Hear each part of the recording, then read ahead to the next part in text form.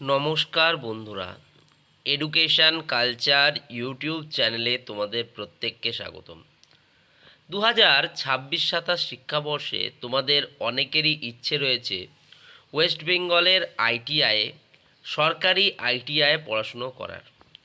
কিন্তু আজকে আমি কথা বলবো ওয়েস্ট বেঙ্গল আইটিআইয়ের চয়েস ফিলিং নিয়ে। সবচেয়ে বড় সত্যি কথা যে কারা সরকারি কলেজ পাবে, কারা পাবে না। আমি একটা ছোট্ট উদাহরণ থেকে, আমার বন্ধুদের উদাহরণ নিয়েই তোমাদের সাথে কথা বলব। আমার দুজন বন্ধু, ঠিক আছে। একজন বন্ধু হচ্ছে বিনোদ, আমি একদম এটা সত্য ঘটনা থেকে বানাচ্ছি, ঠিক আছে। বিনোদ, একটার নাম হচ্ছে সরোজ, দুজন বন্ধু, ঠিক আছে। আমি কথা বলছি 2023 সালের, ঠিক আছে। 2023 সালে দুজনেই 2023 সালে কিন্তু তোমার আইটিআই অ্যাডমিশান নিয়েছিল, ঠিক আছে। মাধ্যমিক পাস যদিও তারা করেছিল 2018-তে। আমি যখন পড়াশুনো করি তখন, মানে আমি যখন মাধ্যমিক পাস করি তখন তারাও করেছিল 2018-তে। তবে তারা অ্যাডমিশান নিচ্ছিল 2023-এ আইটিআই, ঠিক আছে। তো বিনোদ যে ছিল, বিনোদ একটু চয়েস ফিলিংয়ে কাঁচা ছিল। সে কি করলো, সে যখন নিজের চয়েস লিস্টটি রাখলো, তখন সবার প্রথমে একটা A B C D private ITI রাখলো। প্রাইভেট আইটিআই, এটা চয়েস ফিলিংটা আমি দেখাচ্ছি।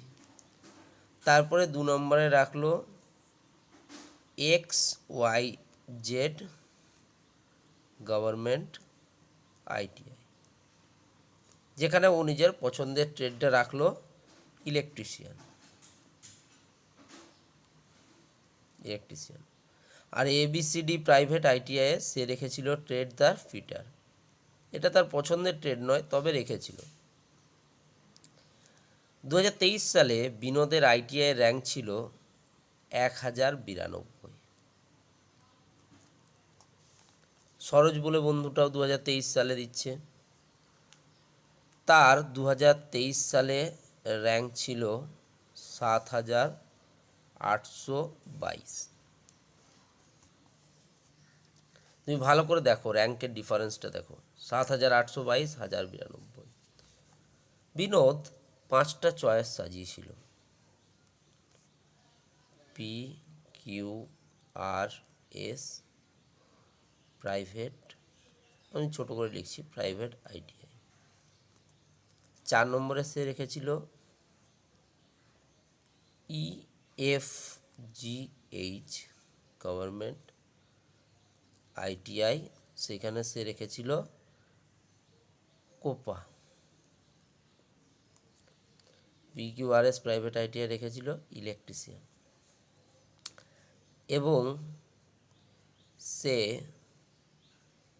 STUV প্রাইভেট আইটিআই রেখেছিল ফিটার, ঠিক আছে। এবার সরোজের কথা বলি। সরোজ প্রথমে রেখেছিল XYZ গভর্নমেন্ট আইটিআই ইলেকট্রিশিয়ান, ওর এটা পছন্দ ছিল। সে 2 নম্বরে রেখেছিল 1, 2, 3 গভর্নমেন্ট আইটিআই ইলেকট্রিশিয়ান, কারণ ও ইলেকট্রিশিয়ানটাই পছন্দ। 3 নম্বরে সে রেখেছিল XII গভর্নমেন্ট আইটিআই ইলেকট্রিশিয়ান। 4 নম্বরে সে রেখেছিল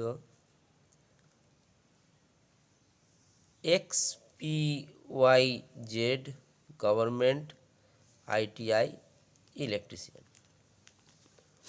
এবং 5 নম্বরে সে রেখেছিল GPQR গভর্নমেন্ট আইটিআই, সেখানেও সে রেখেছিল ইলেকট্রিশিয়ান।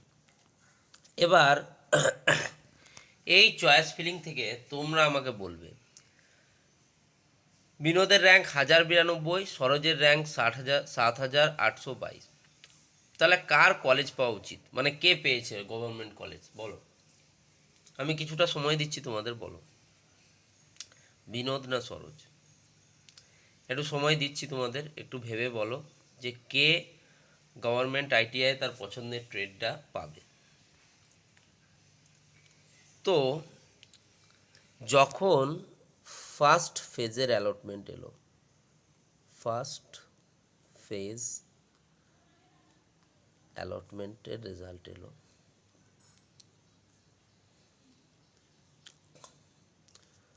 তখন দেখা গেল যে বিনোদের যেহেতু 1092 একটা খুব ভালো র্যাঙ্ক করেছে, সে কিন্তু তার ফার্স্ট চয়েস যেটা ABCD প্রাইভেট আইটিআই ফিটার ট্রেডটি পেয়ে গেল।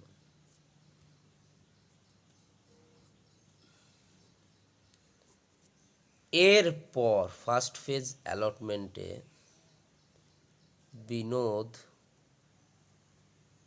সিট পেল ABCD প্রাইভেট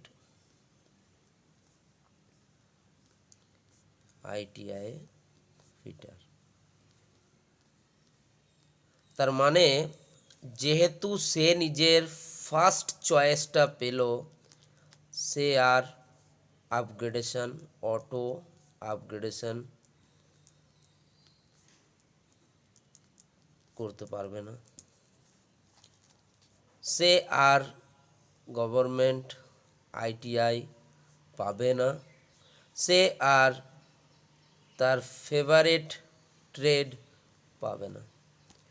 বিনোদের কাউন্সিলিং এখানেই শেষ।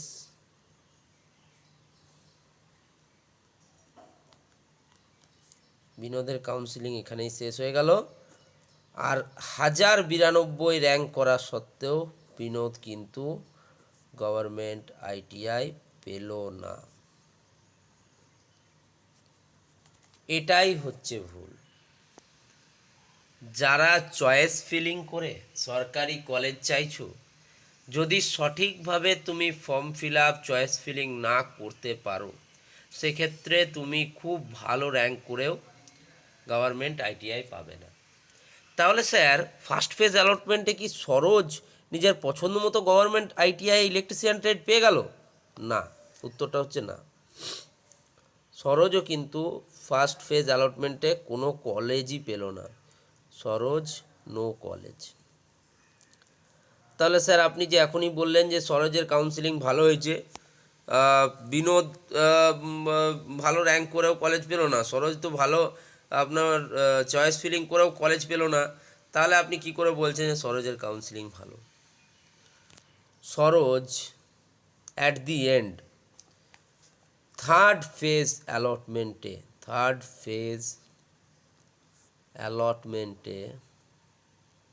তার first choice XYZ government ITI electrician trade পেয়ে গেল। তাহলে সে গভর্নমেন্ট আইটিআইও পেল, বাড়ির সামনের কলেজও পেল, পছন্দের ট্রেডও পেল, এবং বেশি র্যাঙ্ক করা সত্ত্বেও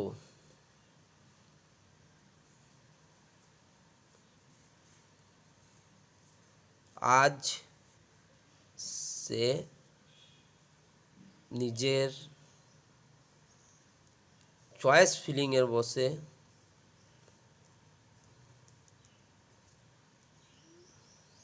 রেলওয়ে ALP হয়েছে। বুঝতে পারছো? তো এই হচ্ছে তফাৎ। শুধুমাত্র মেরিট লিস্ট বা ভুল চয়েস ফিলিং, এই একটি কিন্তু বহুত বড় কারণ। সরোজ রেলের ALP আজ, আর বিনোদ সে এখন ডিপ্লোমা ইঞ্জিনিয়ারিং পড়ছে, ঠিক আছে, একটা প্রাইভেট ডিপ্লোমা কলেজ থেকে ডিপ্লোমা ইঞ্জিনিয়ারিং পড়ছে। তো এইটাই তোমাদেরকে বলবো, এখানে বিনোদ এবং সরোজ একদম রিয়েল লাইফ এক্সাম্পল, তোমরা যদি দেখতে চাও কোনো দিন আমি দেখিয়েও দেবো। ধন্যবাদ সকলকে।